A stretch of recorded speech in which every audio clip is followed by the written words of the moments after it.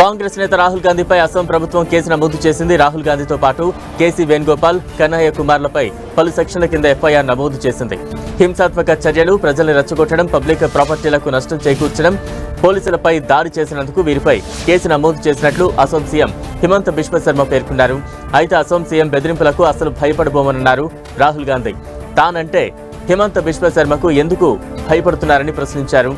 ఆయన దేశంలోనే అత్యంత అవినీతిపరులైన ముఖ్యమంత్రుల్లో ఒకరని ఆరోపించారు. తన యాత్రకు బీజేపీ అడుగడుగునా అడ్డంకులు సృష్టిస్తోందన్నారు. కాంగ్రెస్ అగ్రనేత రాహుల్ గాంధీ చేపట్టిన భారత్ జోడో న్యాయ్ యాత్రను నిన్న అసోంలో పోలీసులు అడ్డుకున్నారు. కాంగ్రెస్ కార్యకర్తలు గౌహతి నగరంలోకి ప్రవేశించకుండా బ్యారికేడ్లు ఏర్పాటు చేశారు. పోలీస్ ఆంక్షలు, బ్యారికేడ్లను లెక్క చేయాలని కాంగ్రెస్ శ్రేణులు దూసుకురావడంతో ఉద్రిక్త వాతావరణం నెలకొంది. వారిని పోలీసులు అడ్డుకునే క్రమంలో ఇరు వర్గాల మధ్య ఘర్షణ జరిగింది. ట్రాఫిక్ కారణాలతో రాహుల్ యాత్రను గౌహతిలో అనుమతించడం లేదని సీఎం హిమంత బిశ్వ శర్మ ప్రకటించారు. బైపాస్ మీద